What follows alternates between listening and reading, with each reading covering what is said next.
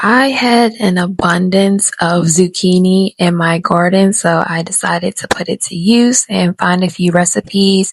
This one I definitely will be making over and over again. It was so good. So as you can see, we're going to get started by just peeling the zucchini and shredding it so it should look like this. Then we're going to sprinkle over some salt and let that sit for maybe about 5 minutes just to drain out any more moisture. I'm going to use that leftover zucchini and make some zucchini noodles. And you don't have to peel the skin, but I'm just doing that because I'm giving it to my toddler. After the 5 minutes, it should look like that. And here are the rest of the ingredients for the recipe. I'll also link them in the description below. And I decided to chop those up a little bit more. So I'm just going to put those into my food processor and then I'll get started with adding everything together. So as you can see here, like I said, I'm just putting everything into my food processor. We're just going to go ahead and chop this up really quickly. I could have just sliced it up, but it was just simpler to just put it in my food processor. Just a few minutes, you can see it looks just like that, and that was perfect. Now we're going to get into straining this zucchini. So as you can see, I have my bowl here and a cheesecloth. We're just going to go ahead and dump that zucchini into the cheesecloth. And then we're going to go ahead and strain out as much water as we can. You definitely want to make sure you're doing this part because once you put it into the oven, you don't want all of that excess water to drain out and then you have like soggy muffins. So this is what it's looking like when I've strained all the water out. It should look exactly like this. So I'm just going to dump that into the bowl and then we're going to get started with mixing the rest of the ingredients. As you can see, I'm going to start with the bell peppers. I just had some of these left over in my refrigerator, so I decided to add them. I'm also straining, or I guess squeezing out the excess liquid from these as well, just so I don't, like I said, I don't want to have soggy muffins, and these turned out perfect. So definitely make sure you do that part. And now we're going to go into adding the rest of the ingredients here. Like I said, I'll link everything below. I truly don't remember all the exact measurements. This is a few days later after I've made this and I'm editing the video. So I do apologize for that. But like I said, everything will be listed exactly in the description below. I found this recipe online, but I also kind of remixed it to make it my own. I usually like to experiment with different recipes. So there were a few things that I added into this recipe just to kind of make it my own, but still keep it simple.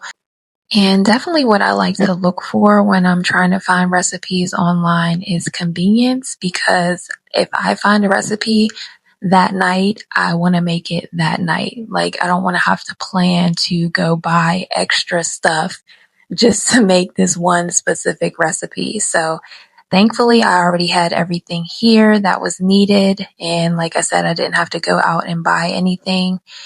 And these came out perfect. The only thing I would say is that I probably added a little bit too much seasoning of the garlic. Garlic and pepper seasoning. And if I could change anything about the recipe, it would be that, and probably leave out the sun-dried tomatoes. I thought they were pretty good, but for my toddler, she didn't really care for them too much. So if I was making a batch just for myself, I'd probably still put those in.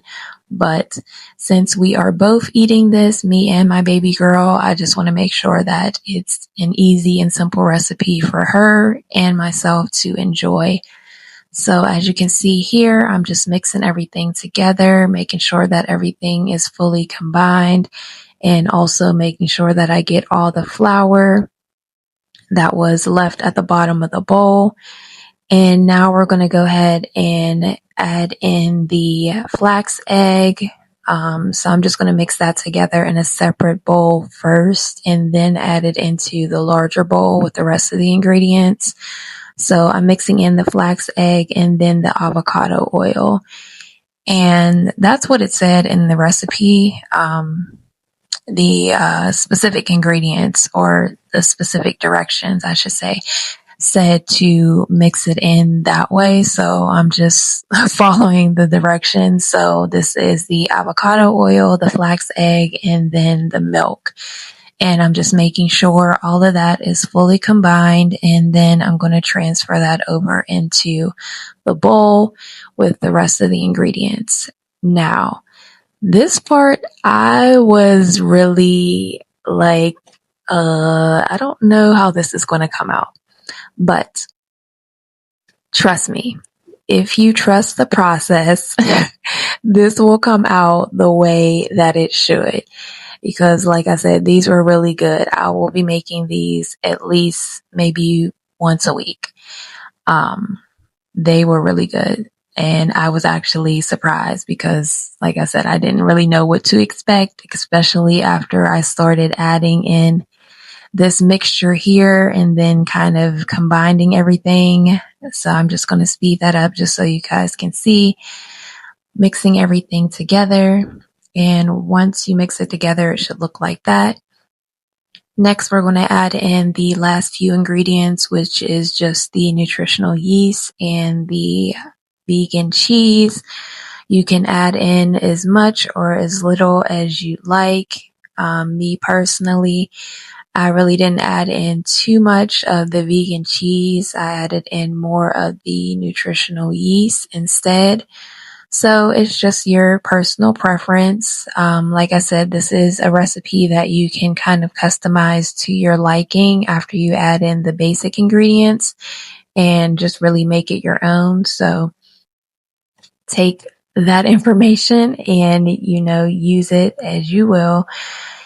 And once that is all done, we're going to get to the final part here, which is just popping it in the oven for a few minutes, and they come out perfect.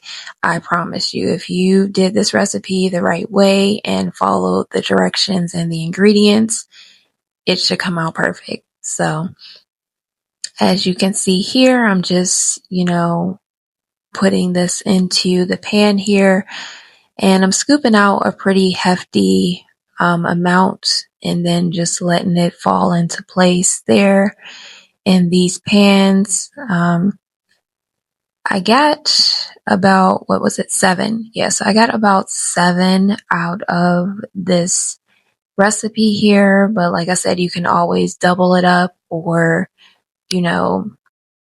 stick with the original recipe because that is what you'll be getting. So after a few moments here in the oven, this is what they're looking like. I don't want to say I was shocked, but I kind of was shocked because like I said, I wasn't quite sure how this was going to turn out. So I trusted the process and this is what we got here. Right now, I'm just, as you can see, sticking in a toothpick just to make sure everything comes out clean. And then that let me know that everything was thoroughly cooked.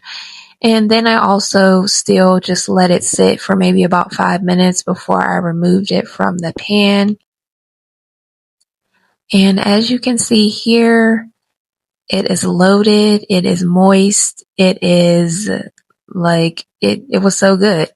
And I will argue with anybody, these were like better than the Cheddar Bay Biscuits at Red Lobster, if they still even sell those. I don't eat Red Lobster, so I wouldn't know, but they are very comparable to those Cheddar Bay Biscuits that everybody talks about. And at first, baby girl definitely was not trying to partake in this, but after she tasted a little bit of this, she definitely tore up these muffins. We both did. So let me know in the comments if you would try this recipe.